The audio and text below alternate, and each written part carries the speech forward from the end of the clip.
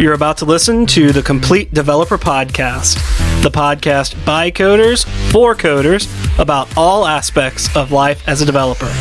I'm Will, the curmudgeonly experienced developer. And I'm Beej, the optimistic newbie developer.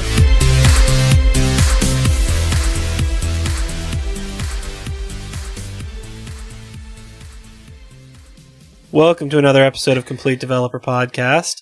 This week, we're talking about warning signs of a bad interview. We'll start off talking about things to watch out for in an interview and why you should be looking. Then we'll discuss 6 indications that you might not want to work at the place you're interviewing. But before we get started, Will, what have you been fighting this week? I have been dealing with .NET Core and Postgres. I'm porting my data access framework over. And, of course, I'm having to deal with the differences in SQL, and how you actually talk to the database, how you get data out, like just getting a list of all the tables, a little different, a few things. It's been fun, and getting used to .NET Core and the more than occasional bit of bugginess in Visual Studio, around that. It's not, I'm not going to say it's half baked, but it's got bugs. Mm-hmm. For sure. And also, of course, ReSharper has not caught up yet. No. So when you include something like it's all red, anything that you call in there, which is a little bit of an unpleasant surprise. And I'm hoping that gets fixed pretty soon. But yeah, I'm enjoying it. I'm, just digging into that, working on the book, still working on the website for the book. And we'll announce that on the show here pretty shortly, I guess. Not that we haven't already talked about it many, many times. Yeah.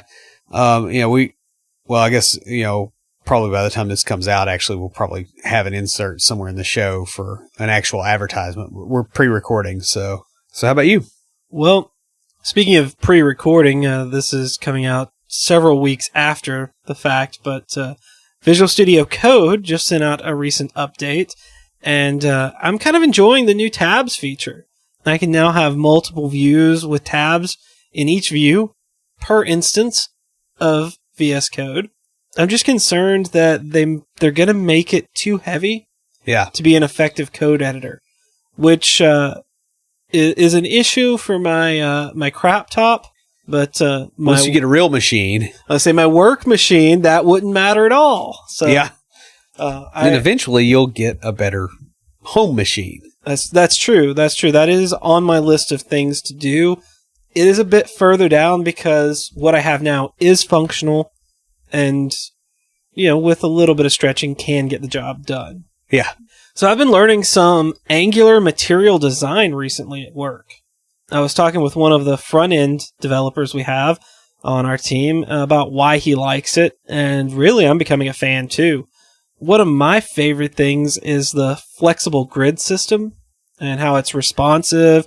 I've been a fan of Bootstrap's grid system for a while, but this is even easier to learn and use. Huh.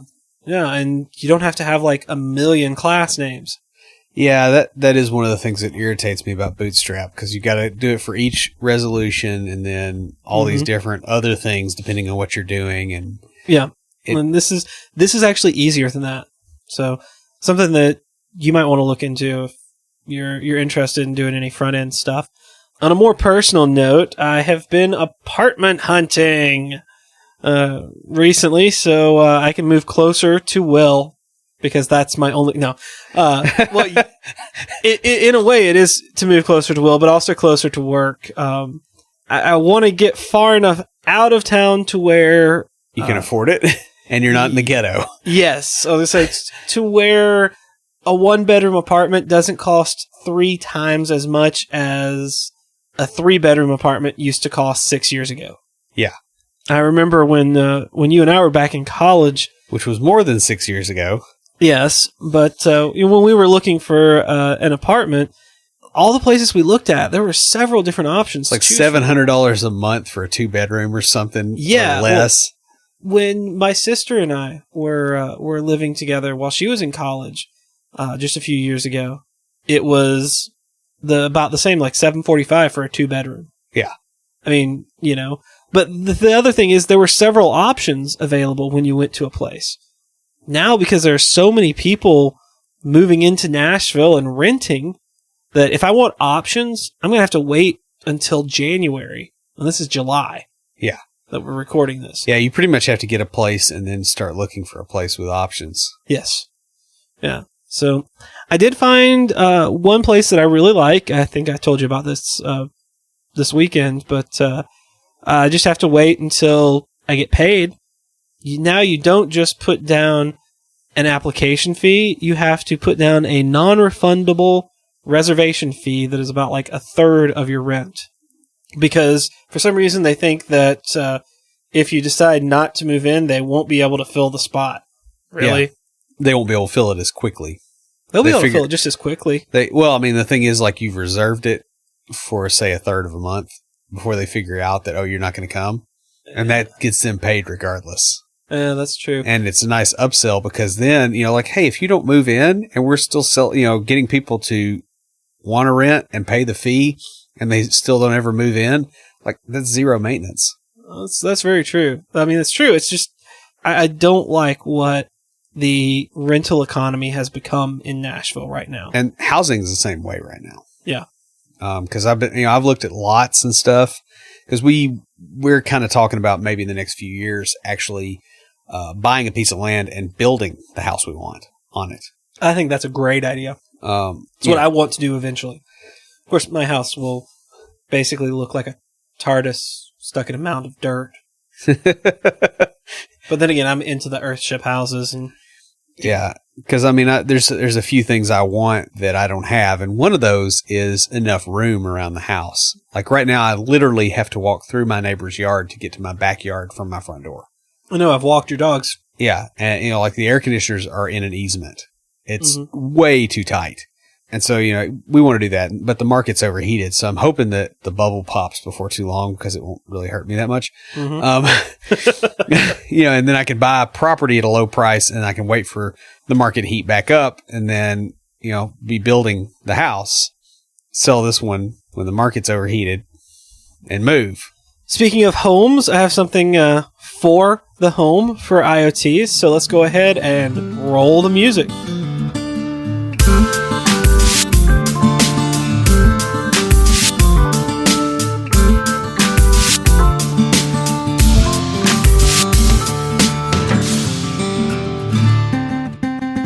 This week for IoTs, I have a project that Will sent me earlier today, actually.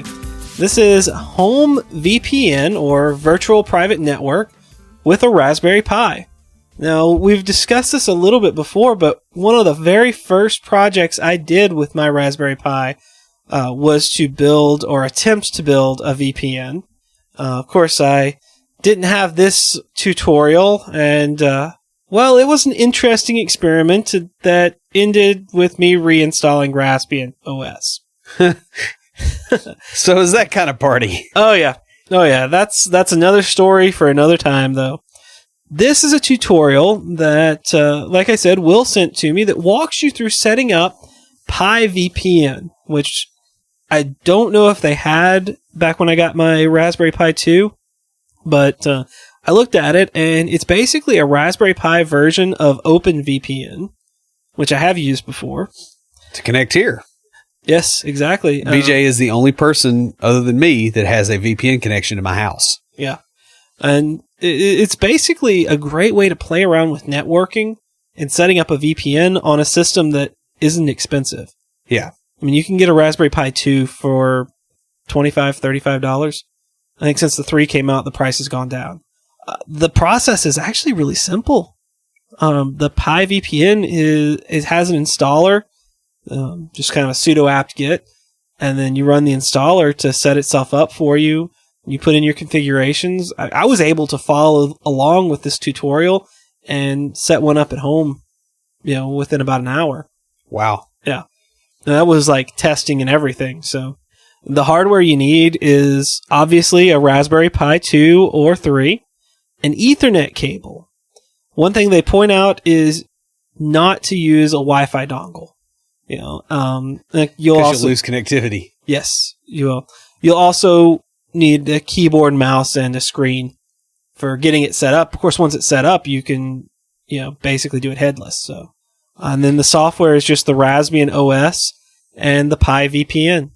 An open VPN on your client. Yeah, on the client side. Were you able to connect with Linux? Yes. Oh, okay. Because you haven't been able to do that here. No, because you're running Windows Server. So no, it's not the Windows Server. It's on my router. It's on the router. Yeah. Well, it may just be because I can connect with Linux here when I'm here. It's when I'm not here. Yeah, it's a VPN connection that's getting you. Yeah. We probably need to look at that at some point. But anyway. Yeah, exactly. So, who's talking to us this week? Well, we have a comment from James Springer about our episode on nonverbal communication. And he says, "This was an interesting podcast. I'm glad you're getting the message about the importance of nonverbal communication out in the IT community. I've spent a lot of time in the tech industry as a sales manager and business owner. I know firsthand the difficulties that IT professionals can experience in interpersonal communication with people outside the tech circles.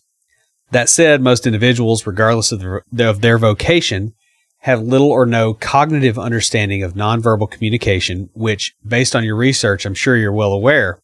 I enjoyed the podcast, and based on my training and experience in this area, I commend your efforts.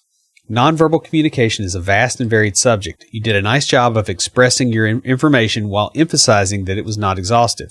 There were very few points that you brought out that I would have some issue with. However, you weren't trying to give a certification course on nonverbal communication, which lessens the significance of those few instances. You delivered a quality contribution to the awareness and general understanding of how important nonverbal communication truly is. Great job." And I'd be kind of curious to see what those instances were, because I think this is something that we should really look to expound on. That's exactly what I was thinking. I was going to say thank you, James, for the kind comment. And yeah, I would love to know what those specific things were, because it may be something that we cut out because of time. Or it may be something went over, if I remember correctly. Oh yeah, that one went well over, and I cut a lot out of that episode, which is why we emphasized that it was non-exhaustive. Because we were, in fact, exhausted by the end of it. That's true. So, yeah, I mean, I would love to know that. James, send us a private message, and we will get you some CDP swag. And if you guys would like a CDP swag bag, leave us a review in iTunes or comment on the website or any of our social media. We drew this comment from LinkedIn, and we post all of our shows there to Facebook, Twitter, and Google+. What are some of the things that we need to watch out for in an interview? Or I guess I should start off with, why should we be paying attention to these types of things? Well, obviously the first point is that it shows that you're alert. Mm-hmm. Like, you don't want to go into an interview and have somebody go, "Oh, this person's not paying attention." Like, it actually helps with your odds of getting through the interview successfully. The other thing is that it helps you determine whether a place has a bad environment. Yeah, and going into a place that has a bad environment or a bad job scenario is basically setting yourself up to fail. Yeah, and some of the worst gigs I've had, like, the warning signs were there in the interview, from the get-go. And in some cases, I was at those places for quite some time, like 6 months. And, the warning signs were there, and I basically stayed there until things got so bad that I had to get out. This reminds me of, I know I've mentioned on our show a few times and to you privately about a lot of things I like from the Sean West podcast and their network. But he has a course on value-based pricing that emphasizes getting the right types of clients. And in it, he says, if there is one red flag, there are more red flags under the surface. Seen. Yeah. I would agree with that. Mm-hmm. I mean, I do tend to let things slide if there is just one red flag, but I'm hyper vigilant from then on. Yeah. Well, speaking of red flags, you want to watch for those, but you also want to make sure the environment is right for you. Right, because it could be something that there's nothing obvious wrong. Mm-hmm. As far as like actually wrong. It's a bad environment, but you can also look for things where the environment just isn't going to work for you. Like if you're my age, right, you're going on 37, you got a wife and a kid, and you walk in the office and you you realize that, hey, this whole thing is structured around, 22-year-olds drinking heavily and, working 80 hours a week. That may be a great environment for them. It really isn't, but they may think it is. Yeah. You want to get out of there. You don't want to waste time. Well, yeah, exactly. And I would even say not just that, but company culture, that's an extreme. But remember back when I was interviewing before I got my job, when I had like 3 or 4 interviews right around where you work. Yeah.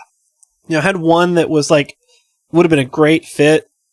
Just timing didn't work out. Like they wanted me, but they weren't able to bring me on right then. Yeah. But another place that I interviewed over there, the job sounded great. Like what I would be doing was interesting and stuff like that. And then I got in there and I met the people, and there wasn't anything wrong with them. It's just I didn't feel like I would fit with that culture. Like I didn't want to go to work there. Yeah. And I've actually ignored that a few times, and it's never gone well. There's actually been some jobs that I've interviewed for, and I've been just like, no. And people pushed me into it, kind of, and I let myself be pushed, and I regretted it for months after that. Like you have on here that you don't do so well in overly corporate environments. Yeah, especially with a really big team. Because I find that I tend to get lost in there. Like I don't want so much structure that I can't shine. And that tends to set me up to fail when there's 45 programmers there, or there's, however many. I get lost in the shuffle, and I can't make a contribution that matters because, whatever they're doing is too big. The team is too big. The organization is too big. There's no leverage for me to use personally. Now there's people that want that because, hey, they can go disappear in this organization and they can work their week and they go home and they don't think about it. It's just not. There's nothing wrong with that. Yeah. Because, you may be a very passionate programmer and be doing that to get a paycheck so that you can go home and work on your side project or the things that you really want to be doing, but aren't profitable yet. Right. Yeah, and it's not an indictment of character. It's more like, hey, what are my needs right now, and is this place going to fit those? Yes. Yeah, and I think that's something that I want to point out, I guess, at the beginning of this episode is that, a lot of the things we're going to talk about are warning signs for a bad work environment. But there are also times when it's not a bad work environment, it's just not the right one for you. Yeah, and everybody kind of falls on a continuum on most of these things too.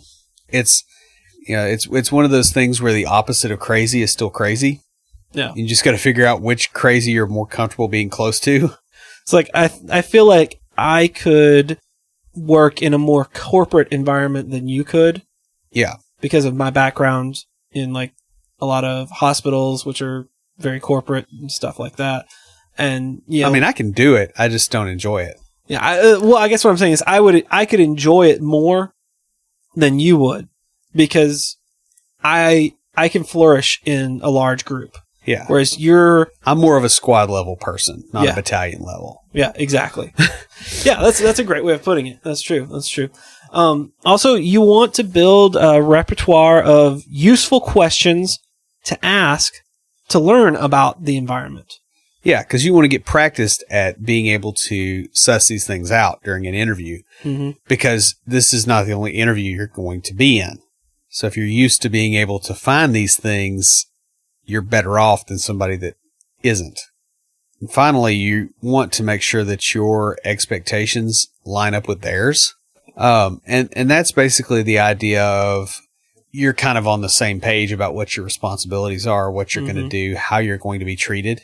No. And, and so on. And the idea there is you don't want to be surprised, a week or two into the job when some responsibility you never thought of is going to land on your plate, or when suddenly you're managing somebody and you weren't expecting to be a manager, or one gig I was supposed to be doing .NET. This was 2004.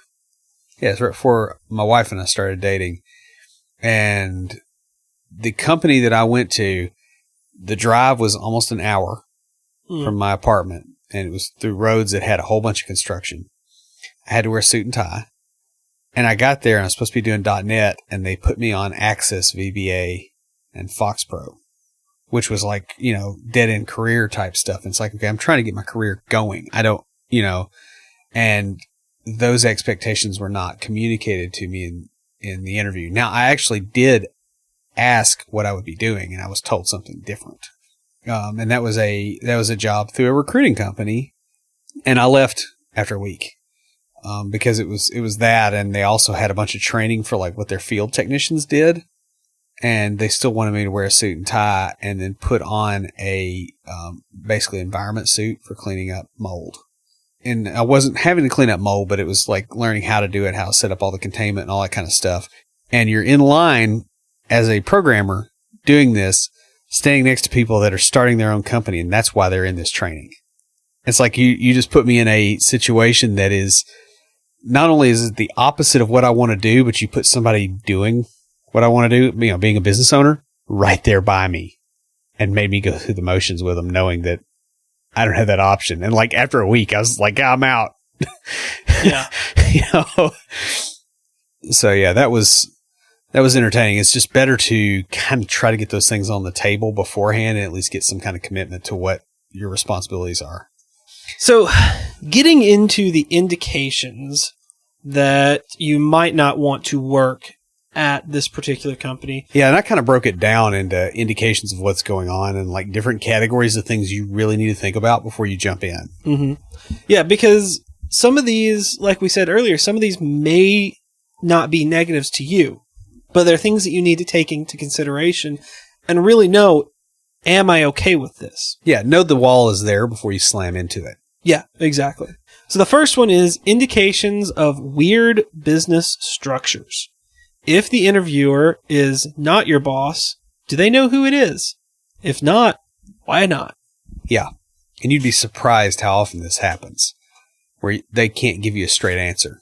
Like, who am I reporting to? Well, let's see, you might be reporting to... That means they don't really know. They need a warm body to fill the seat. A lot of places will have things where they have a project where they're contractually required to have a certain number of programmers on the project. And they may have 2 or 3 of those projects. And so they're bringing you in and they're going, oh, well, your skills kind of slot into this one. So we'll put you there, but they're not going to tell you that to your first day.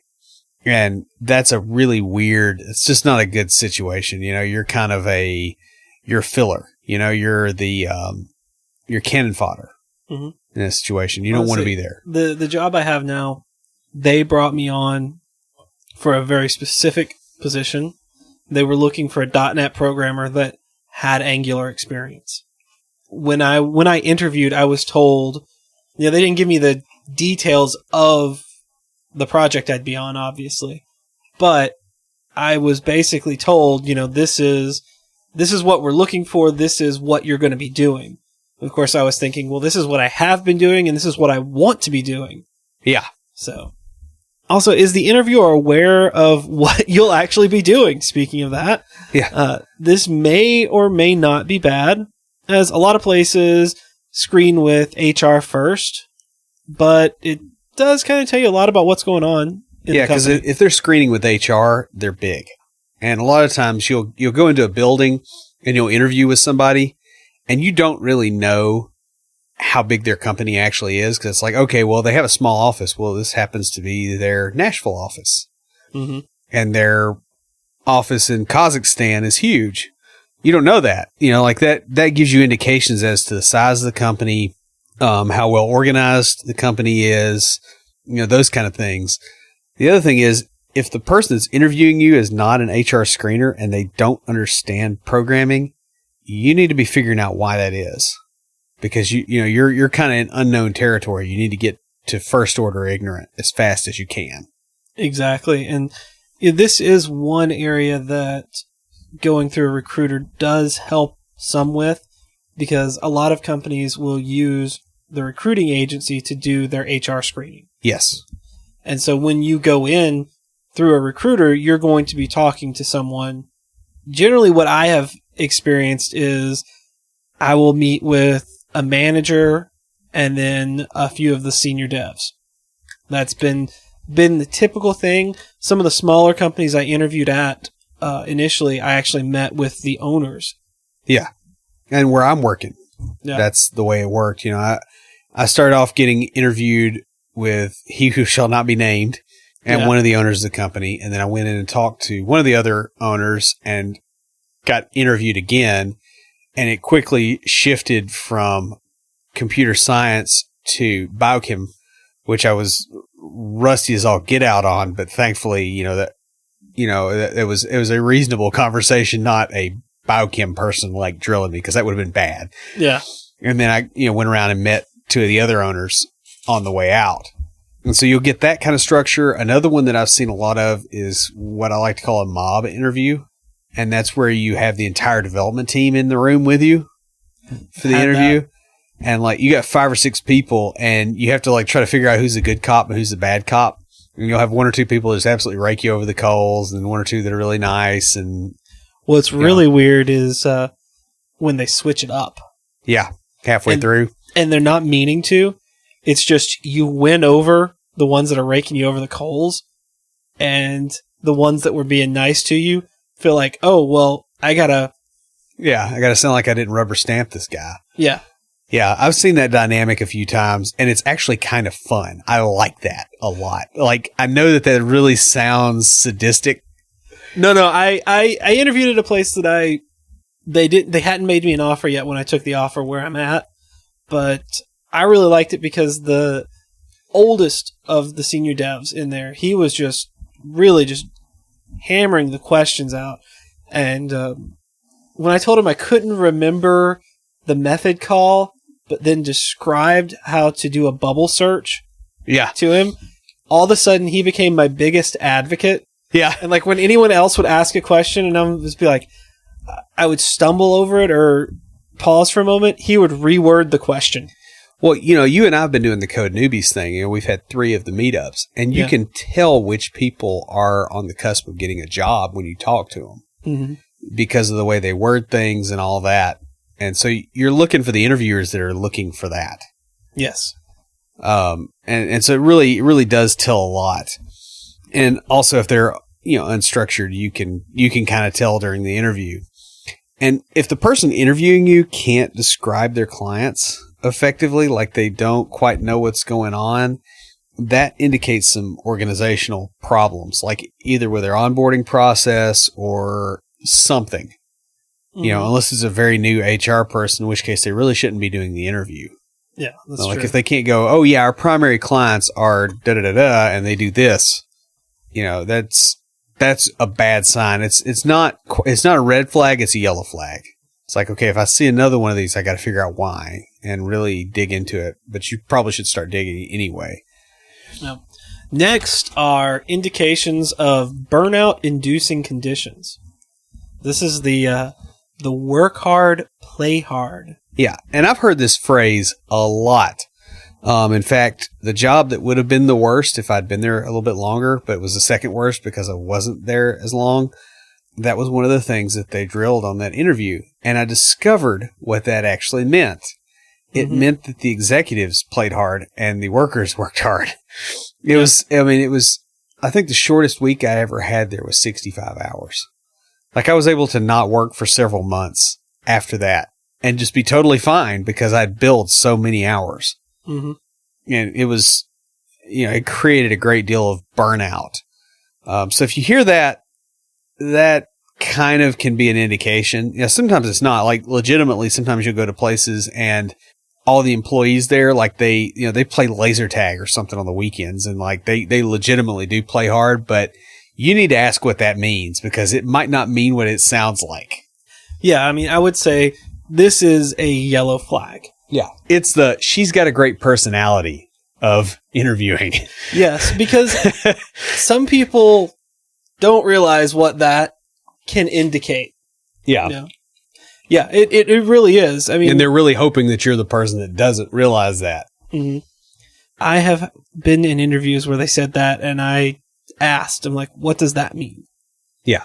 Like, what are you talking about there? Because this is, at the time, it was still a red flag because I didn't have the experience. And then when they explained, oh, well, we all like to go out on Friday nights after work and, some stuff like that. And I was like, okay, that's okay. Yeah. Like that's the kind of play hard that I can understand, but sometimes that can also get to you too once you have a wife, a kid, a house payment, and a life outside of work. Mm-hmm. Because if there's the expectation that you're going to go hang out on a Friday night, like you can do that in a family situation, but it's probably not a really good idea unless that's the only thing you do. Well, this reminds me of a conversation I had with one of my friends that was a resident physician at the psychiatric hospital when I was a counselor there. She and I hung out a bit when I moved back to town. We were talking and she was saying, she's like, after residency, everybody, pretty much moved away. And the only ones that stayed were the ones that had families. Yeah. And she's like, it's like all my friends, they went off and got jobs. And she's like, well, I got a job here in town. And so, we hung out for a while there. I haven't talked to her in a few months now, but, it was one of those things where it was, everybody, there was the group there that work hard, play hard, and then there was the people that had families and stuff, and then the ones that went out together, they all they were able to spread across the country. Yeah. Yeah. And that's one of the things you have to watch with that too, right? Mm-hmm. And you may be okay with that. It's just something to be aware of. The next one is what I refer to as the foosball table anti-pattern. And I think this is my construction, although I'm not 100% sure if that comes from somebody else or if that's original to me. But basically, the idea is that if the office space has got disruptive tendencies, mm-hmm. you're going to find a foosball table there. That's like every place I've ever worked that's had a foosball table that they tell you about during the interview. Like it's one thing if it's in a basement room somewhere and it's away, but if they're like, oh, we have a foosball table for the developers. Yeah, it's in the developer area and the boss's favorites will be playing on it. You will not because you don't want to get fired, but it's still going to be disrupting your work. Something that can subtly lead to burnout over time because what you end up doing is you end up working more hours, you're under more stress, and you're getting interrupted all the time. So you're never able to get into a state of flow. And so it will, like your creativity will eat you alive. On this one, I have had a recruiter tell me about how much fun the workplace was. She said, whenever I go in there, there's a couple of guys playing on the foosball table. And I just said, you know what? I'm not interested. She's like, I don't understand. I'm like, look. Work is work. Yeah, work is work. If I want to play, I'll go do something fun that I find fun with my friends. That is loud and noisy. Yeah, I mean, why would I choose to play a loud, obnoxious, noisy game with a 23-year-old that I can't relate to at all? Because, I mean, that's who's going to probably be at the table most mm-hmm. of the time. Or somebody that's really socially awkward. Or I could just go out with my friends after work is over. So let's get to the work being over mm-hmm. thing first. Like, I don't understand the psychology. Well, actually, I kind of do because it does work for a lot of people, but it really doesn't work for me. So that's one I would like to throw out there. The next thing is there's indications of high turnover, and this dovetails with the burnout mm-hmm. things because people quit when. Yeah, you really need to ask, who are you replacing? Yeah, because you need to find out why. Like, is the team growing? Did this person get fired? Did they move on to something else because the pay is low and the conditions are crappy? How long have the others on the team been there? How long has your manager been there? One thing that I have found that can be problematic is if you got a brand new manager and, like let's say he started 2 weeks ago and then he hires you, you are considered adversarial by the rest of the team until you prove otherwise. Mm-hmm. Because you're his flunky. You want to know that dynamic going in. It doesn't mean you can't use that and leverage it to your advantage, but if you don't know that it's there, that is not good. That's not a winning position. Also, being hired very quickly can sometimes be a sign of rapid growth in a new startup. In an established company, it sometimes just means that they're really on the ball. But if the rest of what you're seeing doesn't fit with either of those, it could be that they're desperate due to losing a lot of people in a short amount of time. Yeah, so like if it's an established company that's kind of sloppy, like you see indications of sloppiness when you go in there and you get hired really quick, that is not a win. Mm-hmm. Because they're hiring you because it's closing time. Yeah. Like that's not the position you want to be in.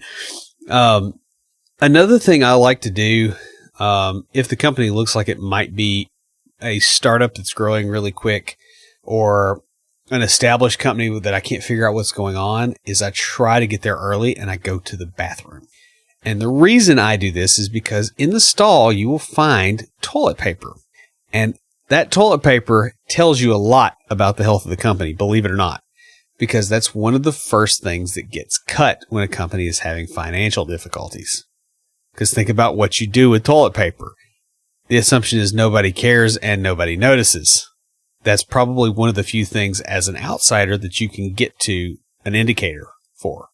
That might work if the company controls their own toilet paper. Right. If they're in a larger building.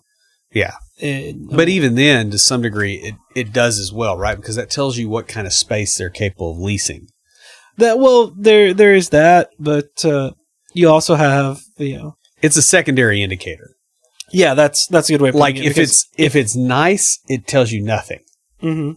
If it's bad, it tells you that you might need to learn something. Of course, if it's bad and you're applying for a government job, it's just normal. Yeah.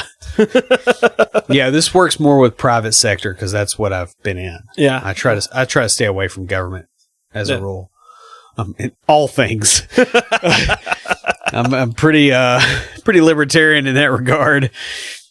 So the next one I put on here, and this was one that Beach had a little chuckle about, and this is called Indications of Yak Shaving Behavior and Cowboy Coding. And those are two opposite ends of the continuum. Did you have to fill out a huge form to even apply? Exactly. And why? Because they have so much process around things that don't matter. That tells you that either they have too much personnel or they have somebody that's pushing from the top down, wanting control over things that are not controllable at that granularity. And again, this is more the private sector than... Yeah, because government is always shaving the yak. And I guess I need to clarify that term a little bit. Go to Google image search and look up what a yak, Y-A-K, looks like. It's like a cow, and it has extremely long hair. Picture shaving that with a little Gillette Mach 3. If this seems analogous to your work environment, that may be okay for you if that's really, really what you want to do, but most people probably not. And so you actually want to look for indicators of this sort of behavior. Like, does the person interviewing you talk about how complex some parts of the system are? Yeah.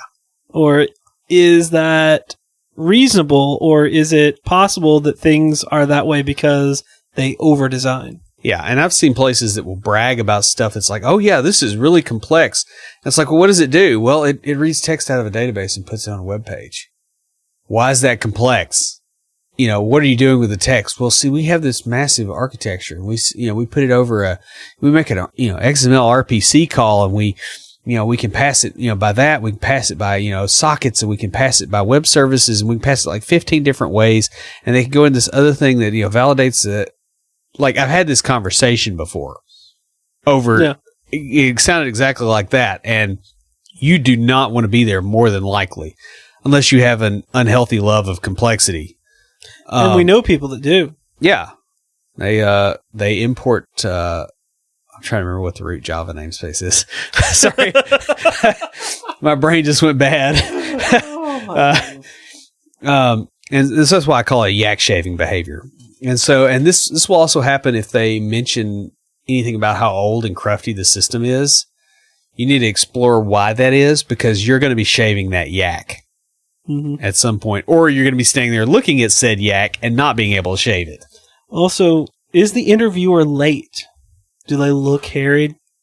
Are they rushed to get out? Yeah, because if they're in a rush, that indicates something about their corporate culture, which tends to indicate staffing levels. It indicates whether they're taking on too much, and also tends to indicate their actual ability to organize, right? Because if you have too much to do, you don't really have too much to do. You have too much you've decided to do most of the time. Like, unless you're a combat engineer and you're under fire, there's probably something you can drop. Exactly. Next is the indication of lack of interest. And assuming you are being interviewed by developers or management rather than being screened by HR, are the questions you're being asked at all creative? Are they on the first page of Google search for my framework of choice interview questions? Yeah. Which tend to all be the same anyways. Oh, yeah, like the C# ones that get passed around. You and I ought to just write some interview questions and sell them to some of these companies, because it's the same questions every time, and it has been since 2002. I would be willing to bet that it was the same before then. It was, but it was different language. Like, there was no C#, right? Yeah. So it was like, how do you do this in VB? Like, a lot of those questions got ported. Mm-hmm. It's like, okay, yeah, you port code, you don't port stupid HR questions to your new framework. Why are you doing this? I wonder if they were even originally VB. I mean, how far back? Probably C++ on some of them. Yeah, I mean, who knows? Some of those things, like, they've been passed on like hemophilia in an inbred royal line to the present day, and they're not good for you. So look at those kind of questions and go, okay, how much did this person prepare for this interview? Now, you have on here stupid interview questions like, what's your greatest weakness? And I don't think this is a stupid interview question. Well, it's stupid the way most people use it. Yeah. The thing here is, it's not to find out what their weakness is. It's to find out how they respond. And you can tell a lot about a person by if they actually give a legitimate weakness, or if they say something like, oh, I work too hard. You know, they try to turn it, because it has more to do with understanding their mentality. A lot of those kind of HR questions are like that. Yeah, and there's a few others, like, how have you responded to a crisis situation? Like, those are general, and part of the deal with these is it's not that they're bad questions, right? Like, even the old C# interview questions are not bad. It's that they're sitting there on the internet, and somebody got them because they took 30 seconds before the interview to go get them. Not that they considered this as part of the trajectory of hiring someone. Yeah. Like, it's not a thing, but it represents a thing. Mm-hmm. If that makes sense. Yeah, it makes perfect sense. Now, that said, these kind of questions are also an opportunity for you, right? Because they're kind of vacuous and they're not particularly useful, but you can shift the interview in your favor into something that builds rapport, so that it's not all bad. You know, if your greatest weakness, like let's say that they pop out and ask you that question, right? Well, you don't want to say, well, I work too hard, right? Because that leads nowhere. But you might say, well, you know what I tend to do is and I do this crap all the time during interviews. Somebody will one day listen to this podcast and then they'll interview me later and they'll call me out on this. But, I won't say I work too hard. I'll say I tend not to ask for help until I've exhausted other avenues, and then kind of joke around with them and go. And then, what happens is you start digging, and then suddenly you're looking at how, C declarations differ from standard declarations in, some obscure language. Mm-hmm. And if you've got the right interviewer, they'll laugh about that. Yeah. Whereas if you have the wrong interviewer, they just look at you and it looks like a cow in the field. Like, that's a point where I can either build rapport or I can determine that I don't want to build rapport. Yeah. Yeah, that makes perfect sense. Because I'm the interviewer as the person coming in. Yeah, that's a good point in this market. Is that it's you interviewing them as much as them interviewing you. I would say even more. Yeah. Yeah. Because if you go in with a value prop that, they are a scarce resource and I'm not, that does not make it easy to negotiate. Mm-mm. Whereas if you go in there going, yeah, I'm the thing. Now you don't want to do like the whole rock star, I'm, super cocky thing because you're going to get knocked off your perch. But you need to have enough swagger to go in there and go, yeah, I'm valuable. My skills are valuable. And I want to see if this is going to work. Yeah, that makes perfect sense. I mean, one of the stupid, quote unquote, stupid questions that I like is what are 3 words that describe you? Because I really like, because those are HR questions. Doesn't follow the directions. That's your answer. Give them a 4-word answer. No, I answer it, but I like to answer with 3 of my favorite words that actually do describe me. Loquacious, vivacious, and facetious. Every time I answer that question that way, I get the same response. I've never heard those words before. And sometimes I have to ask, you've never heard them in an interview, or if you've never heard of them, do you need me to spell them for you? And that's when you know the curtain is down. Yeah. The show is over. The fat lady's done singing. Go home. Yeah. The other thing is if the interviewer is distracted, so like if they're messing with their phone during the interview, they're not really paying attention. I've had them leave the interview midway through a couple times and then come back. Like, oh, hang on a minute, I gotta go deal with this. There's not a whole lot of reasons for that unless you're low priority. And that means they don't need the help. I have gotten up and walked out of interviews before when people have done that. Not for developer jobs, because I've never had that happen with me for a developer job. But yeah. It's a KFC district manager type way to do things. Like it doesn't work in a development environment, but you'll be shocked at how many places will actually do stuff like that. You're like, okay, well, you failed the filtering test. Bye. Yeah. That's easy enough. And finally on here, you have indications of just freaking shadiness. Yeah. And I've worked with a couple of companies that have done some things that I thought were a bit immoral. And then I've worked with one company that the principal people in it are in jail right now for wire fraud, insurance fraud, a few other things. And these indicators actually came up, during the interview.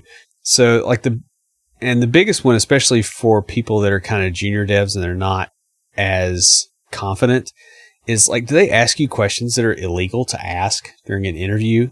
Like, are you married? Do you have kids? What's your religion? Mm-hmm. Like those kind of things. That's a bozo no-no. Like you don't want to be at those places. Like there's no opposite of this. This is crazy. The opposite is fine. No, I think the only of these that I've had asked were I volunteered the information that I was divorced. Yeah. And one of the other guys, it was the dev team. It was like me and 3 devs, and we were sitting around chatting really more than interviewing. And, they asked, one of the guys that was divorced asked, hey, well, did you guys have kids? Yeah. And it was more of a conversation than a... Yeah, you just got to be kind of careful with that because... Yeah, I don't think he was a really... he wasn't trained to do interviews. Yeah, he wasn't trained to do interviews, and it was legitimately more of a after work chat than... Because we'd done all the coding stuff, and we were pretty much just waiting on the manager to come in. And like somebody had gone to get him, and we were just sitting around talking. And I don't think he meant it as a trying to pry into your life or ask something that he shouldn't. It was more of a just discussion thing. And I've had the interviews where they asked, "Do you have kids? Are you Christian?" Mm-hmm. And you're just sitting there just going, like, is part of my job having kids? Am I proselytizing? Or is this irrelevant to the, and it's one of those things that immediately makes my ears perk up and go, okay, what's up here? Do you have kids? Are you going to have to be home at certain times, or can we, rely on you to come in at midnight? Are you Christian? Are you going to want Sundays off? Yeah.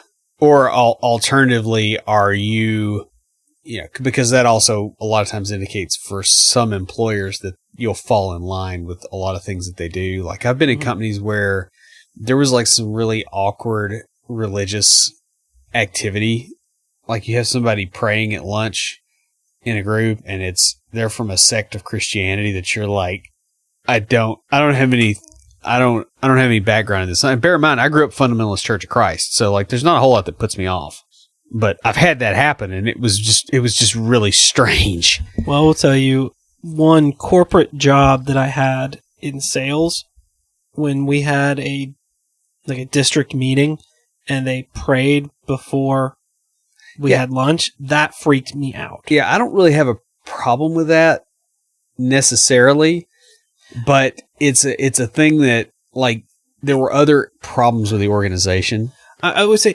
it's not that I had an issue with praying before a meal. I mean, like you, I grew up Church of Christ. It was more it feels like that's something that's segregated from the rest of your... Yeah, I have been in a lot of corporate environments, and I'm like, this doesn't belong here. Yeah. Because it's out of context. It's out of context, and it's something that could cause the company problems. Yeah, and then I'll be right here in the middle of it when it happens. Yeah, like I said, it's not that I have a problem with it. It's just, this is something that really shouldn't, maybe a moment of silence or something so that people can do that on their own if they want. Yeah. But you're not taking into consideration that not everyone that works at that company is the same religion as you are. And you and I both know that there are some sects within Christianity that that have issue with another one praying. Well, one we grew up in. Yeah.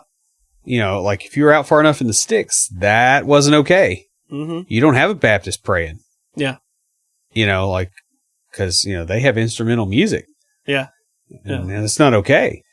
Another thing I've learned to watch for is, and this sounds weird coming from a hillbilly sounding white dude, is things like sexual harassment type red flags.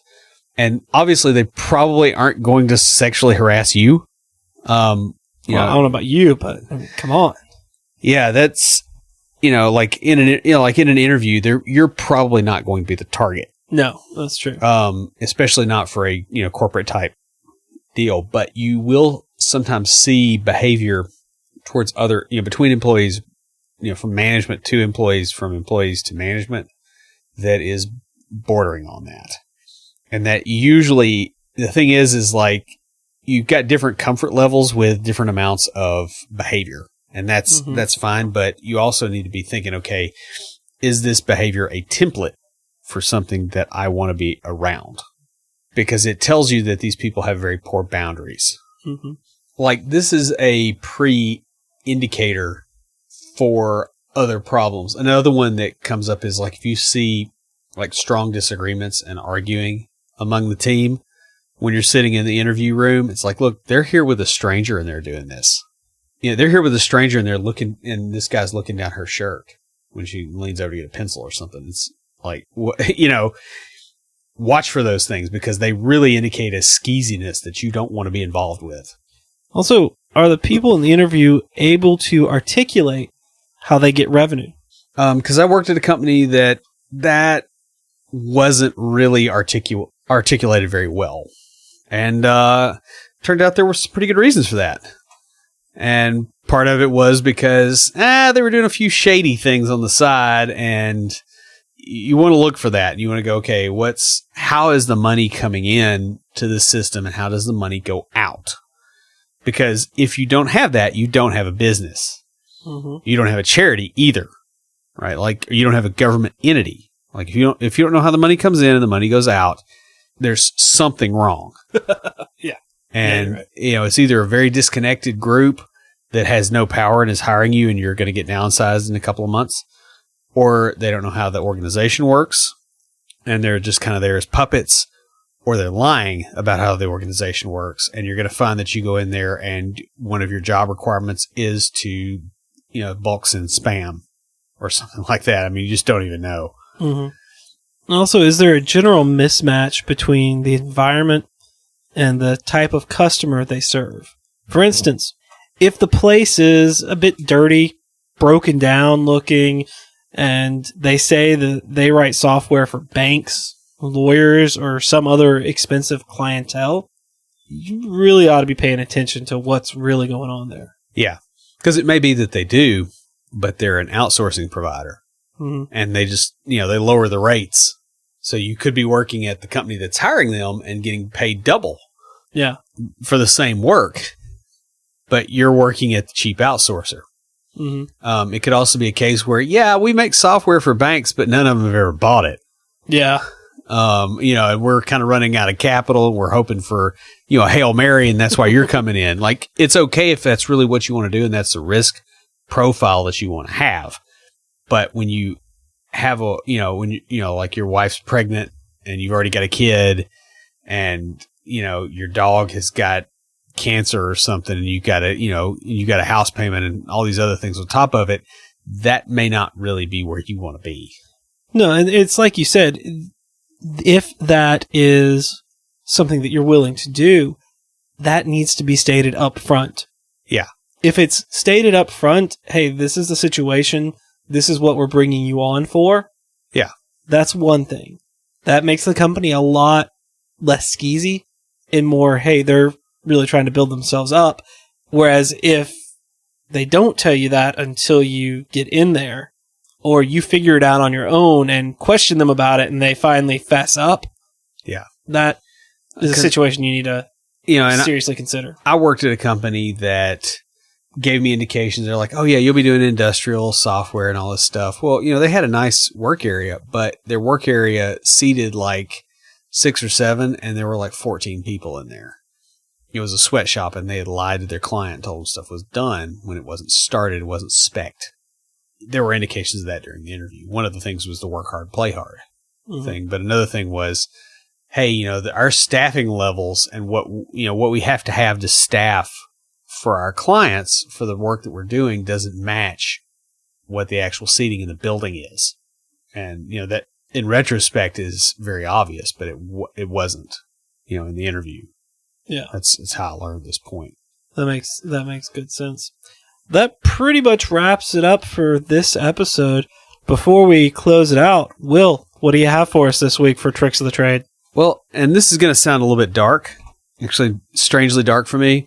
And the thing I want to throw out here is there's a lot of places you can trust people, right? You can try to trust people and verify in social interactions. You can trust people to do things in their own interests for the most part. However, if you're entering a business relationship or you're going into a situation where you're exposed, I don't know if a better way to put this, but the sound of unreasonable trust is a death rattle. And what I mean by that is that sometimes it's okay to trust people, but if you really are at risk, you need to consider how a person might screw you over. And this is a security consideration type thing as well. You'll run into this when you're programming. Let's say that you are working in a corporate office and there's somebody in the lobby that's handing out free USB drives. You don't go plug that into your work computer because trust, the sound of trust is a death rattle. You have to be a little bit more careful and think about the downside risks of situations when you're determining how much you trust people. And that's what this whole outline really is about, is you're in an interview, you're in a situation where you assume that you can trust people. And while that assumption is reasonable, it's not necessarily always true. So you need to bear that in mind and act appropriately. And the same thing applies with IT security. That's why I brought up the whole USB thumb drive thing. Be careful about what you take in. And that's what I got. Stand by for Titanfall. If you have a question or comment for us, please email us at neckbeards@completedeveloperpodcast.com. Our theme music is an excerpt from Stand By for Titanfall by Pure Bells, available on SoundCloud and licensed under Creative Commons. The intro music for IoTs is Hillbilly Hip Hop by Jason Belcher. For references, show notes, and to sign up to our email list, be sure and check out the website at CompleteDeveloperPodcast.com. You can also follow us on Twitter at CompleteDevPod and like our page on Facebook to keep up with the news about the show. Thanks for listening. See you next time.